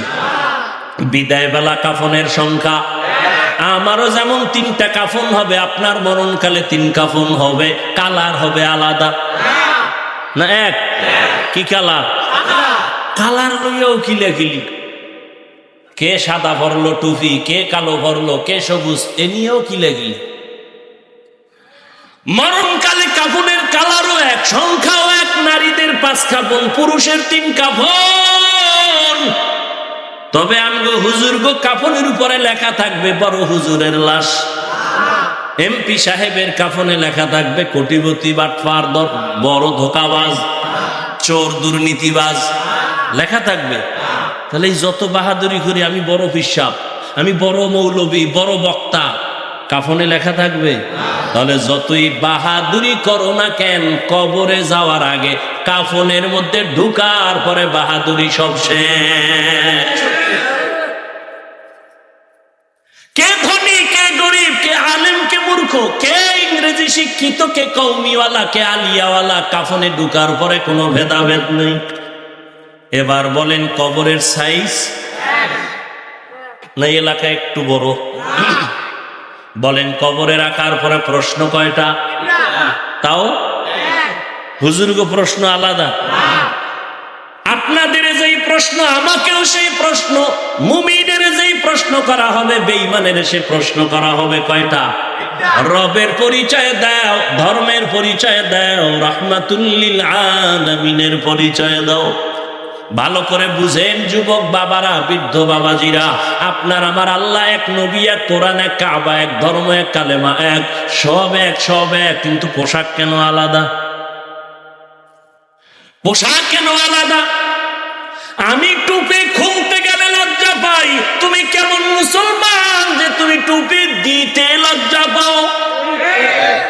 তোমার আল্লাহ মনে হয় আর একজন। আমি দাড়ি কাটলে লজ্জা পাই, তুমি কেমন মুসলমান যে দাড়ি রাখতে গেলে লজ্জা পাও? আমি পর্দা না করলে লজ্জা পাই, তুমি কেমন মুসলমান যে পর্দা করতে গেলে লজ্জা পাও? আমি মসজিদে না ঢুকলে লজ্জা পাই, তুমি মসজিদে ঢুকতে গেলে লজ্জা পাও। এর যুবক, মাওলা জ্ঞান দান করেছেন, একটু ফিকির করো রে বাবা। এতক্ষণ যে চিল্লায় চিল্লায় বয়ান শুনাইলাম, একবারও কিন্তু বলি নাই আমার মতো পাঁচকল্লি লাগাও, আমি কওমির সন্তান, তুমি কওমি মাদ্রাসায় যাও। একবারও বলি নাই তাবলিগে যাও, একবারও বলি নাই তুমি কওমি মাদ্রাসায় যাও, দেওবন্দীদের কাছে যাও, পীরের কাছে যাও। তাহলে আমি কি বুঝাইতে চাই এতক্ষণ চিল্লাইয়া? আমি একটা কথা বুঝাতে চাই যুবক বাবা, তুমি স্কুলে পড়ো আলহামদুলিল্লাহ, দোয়া করে গেলাম। তুমি কলেজে পড়ো, বাধা নাই, চাকরি করো, বাধা নাই, ব্যবসা করো, বাধা নাই, তুমি ডাক্তার হও, ইঞ্জিনিয়ার হও, প্রফেসর হও, তবে একটা দাবি আমার, জীবনে বেয়াদব হইবা না। তোমার আচরণে কোনোদিন যেন মা বাবা কষ্ট না পায়, কোনোদিন যেন আলেম কষ্ট না পায়, কোনোদিন যেন তোমার শিক্ষকেরা কষ্ট না পায়। কারণ মা বাবার কলিজায় যদি আঘাত দাও, মরার আগে জীবনটা ধ্বংস হয়ে যাবে, সফলতা আসবে না। শিক্ষকের অন্তরে যদি কষ্ট দাও, আল্লাহর কসম, ওই লেখাপড়া দিয়া জোতার বাড়ি ছাড়া কিছুই পাবি না। এমবিবিএস ডাক্তার তাসলিমা নাসরিন তো কম শিক্ষিতা না। ডাক্তার হও, বেয়াদব হইলে এ দেশ থেকে পালাতে হবে। বেয়াদবি করিও না।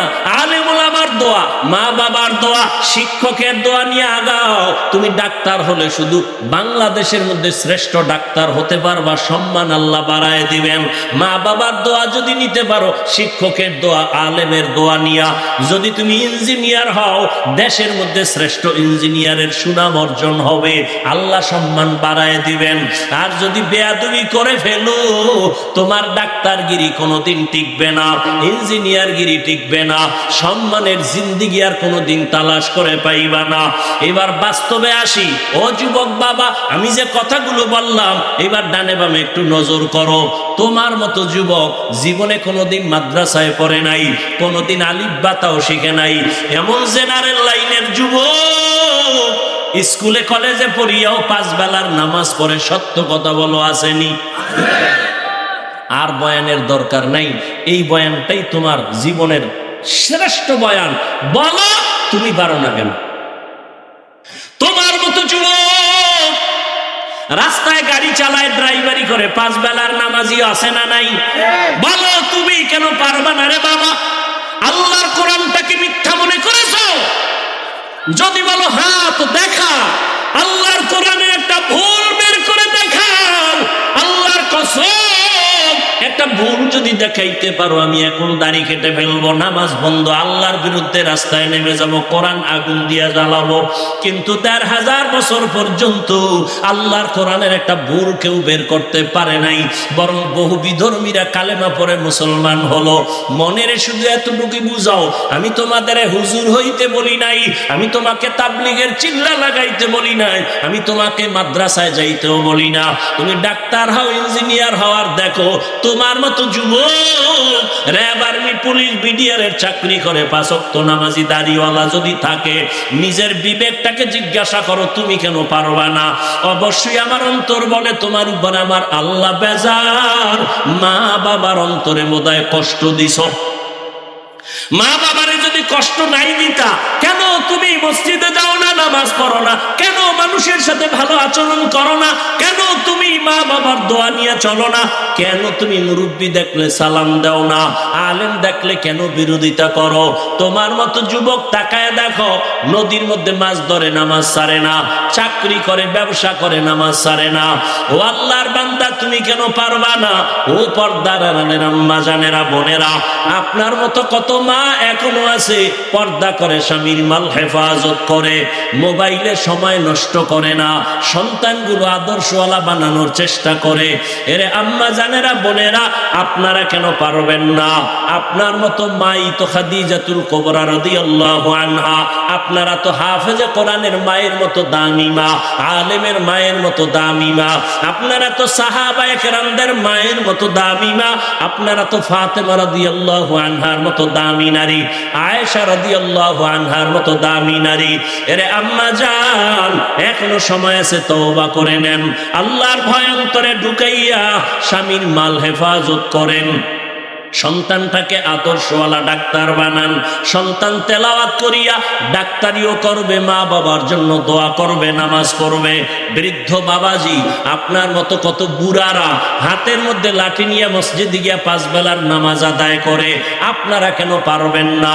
এখনো সময় আছে, তওবা করেন। আল্লাহর ধরা বড় কঠিন ধরা। আজকে আমি টুপি পরি, দাড়ি রাখলাম, নামাজ পড়ি, হালাল খাই, কই আমাদের সম্মান তো মোটেও কমে নাই, বড় আগেও যেমন ছিলাম এখনো তেমন আছি, ভবিষ্যতেও তেমন থাকবো ইনশাআল্লাহ। আল্লাহর মোহাব্বত নিয়ে যারা চলবে এরা দুনিয়ায় বাদশা, আখিরাতেও বাদশা। যারা আলেমদের সাথে সম্পর্ক রাইখা নবীর তরিকা মেনে চলে, ব্যবসার লাইনে থাকলেও তারা সম্মানে আছে, চাকরির লাইনে থাকলেও সম্মানে আছে, আপনি কেন পারবেন না? এখনো সময় আছে, তওবা করেন। জানি না আবু জাহালের কপালওয়ালাকে এই ময়দানে তওবা নসিব হবে না, আবার ওমরের মতো কোন আল্লাহর গোলাম গুনার বোঝা নিয়ে ঢুকছে, হঠাৎ করে অন্তর তৈরি হয়ে যাবে তওবার জন্য, চোখে পানি আসবে। ওই রকম মেজাজওয়ালারা 2 ফোঁটা চোখের পানি ছেড়ে মোনাজাতে কান্দো আর তওবা করো।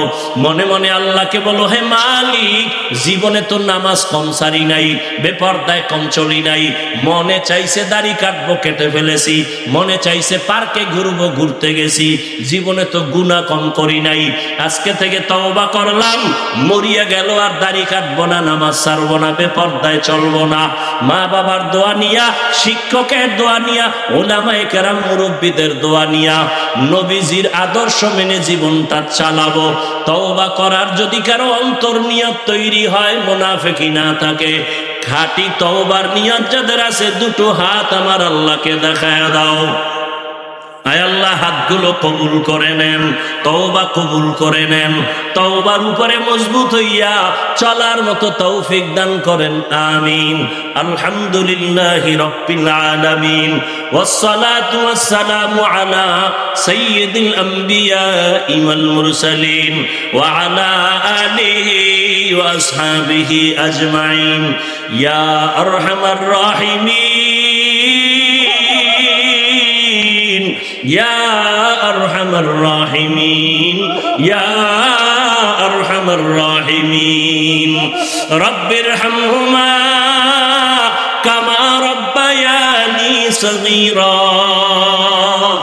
রব্বিরহামহুমা كما ربياني صغيرا اللهم إنك عفو كريم تحب العفو فاعف عنا اللهم إنا نسألك رضاك والجنة ونعوذ بك من سخطك والنار اللهم إنا نعوذ بك من البرص والجنون والجذام وسيء الأسقام ربنا آتنا في الدنيا حسنة وفي الآخرة حسنة وقنا عذاب النار ربنا لا تزغ قلوبنا بعد إذ هديتنا وهب لنا من لدنك رحمة إنك أنت الوهاب اللهم ارحمني بترك المعاصي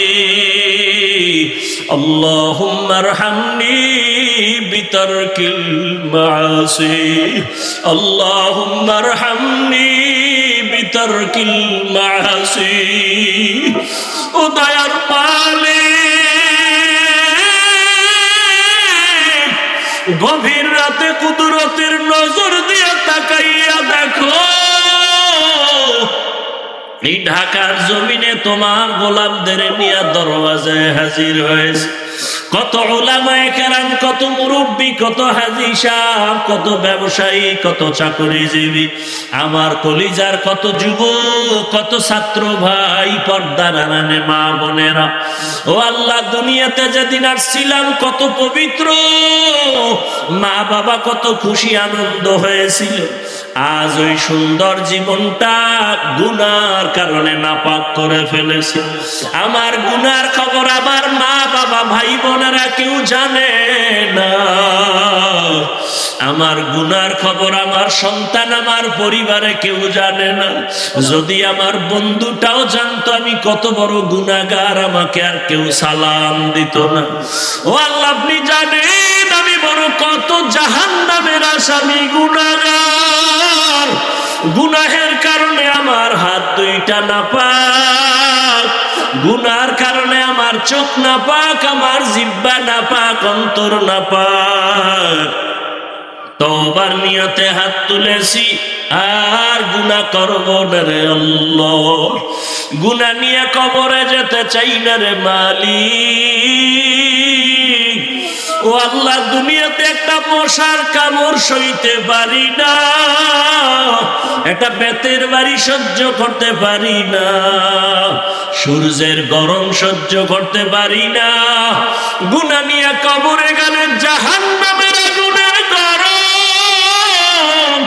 দুই পার্শ্বের মাটির চাপ কেমন করে সহ্য করব আয় আল্লাহ আমরা আপনার আদরের নবীর উম্মত নবীজির মহব্বতে আমাদেরকে মাফ করে দেন আল্লাহ আয় আল্লাহ জীবনের গুনাহগুলো মাফ করে দেন সারা দুনিয়ার মুসলমানদের মাফ করে দেন আল্লাহ ফিলিস্তিনের জমিনে কান্নার আওয়াজ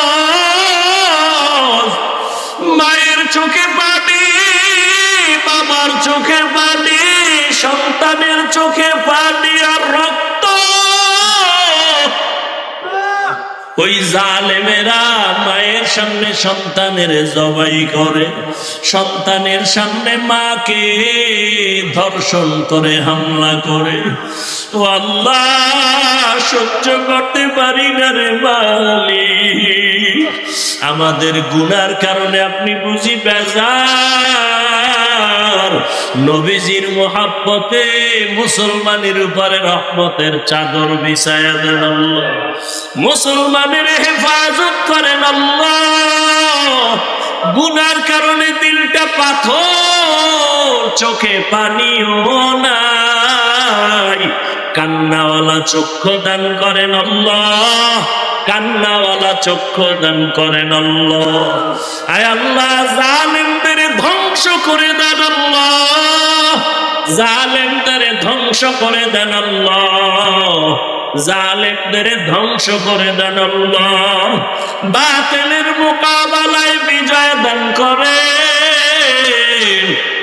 বাতিলকে বাতিলের দ্বারা দমন করে দেন, বাতিলকে বাতিলের দ্বারা মিটাইয়া দেন, বাতিলের নেফাকি জাহের করে মুমিনের ঈমান আমল হেফাজত করেন। বাংলাদেশ শান্তির দেশ বানায় দেন, জুলুম থেকে দেশ ও জাতিকে হেফাজত করেন। আয় আল্লাহ, মাদ্রাসা মসজিদ গুলো কবুল করে নেন, অন্যান্য শিক্ষা প্রতিষ্ঠান নবীর আদর্শে কবুল করে নেন। মা বোনদের আবেদা বানায় দেন, সন্তানগুলো নেককার বানায় দেন, লেখাপড়া পরীক্ষার্থী যারা কামিয়াবি দান করেন। আয় আল্লাহ, আমার কলিজার যুবকদের দিনের খাদেম বানায় দেন, মোবাইলের গুনাহের থেকে হেফাজত করেন আল্লাহ। উলামায়ে আহলে হকের বিজয় দান করেন, উলামা তুলাবা উম্মতের অন্তরে ইজ্জত মুহাব্বত রহব বাড়ায় দেন। আয় আল্লাহ, ইলম হিলম হিকমত আমলে বরকত বাড়ায় দেন। আয় আল্লাহ, জাহেরি বাতিনি দুশমনের মোকাবেলায় কুদরতের দ্বারা বিজয় দান করেন, মিথ্যা মামলা থেকে চিরমুক্ত করে দেন আল্লাহ, সুন্নাতওয়ালা জিন্দেগি দান করেন আল্লাহ, নবীজির রওজায় গিয়া সালাম দেওয়ার তৌফিক দান করেন, বাইতুল্লাহর গিলাফ ধরে লাব্বাইক বলার তৌফিক দান করেন, ইজ্জতের জীবন দান করেন আল্লাহ।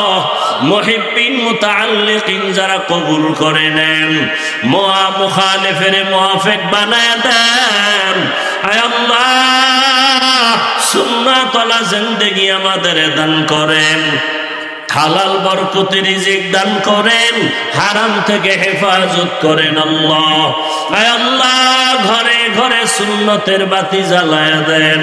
আয় আল্লাহ, আদওয়ালা বিনয়ী জিন্দেগি দান করেন, রিয়া হাসাদ কিবির দূর করে ইখলাস দান করেন।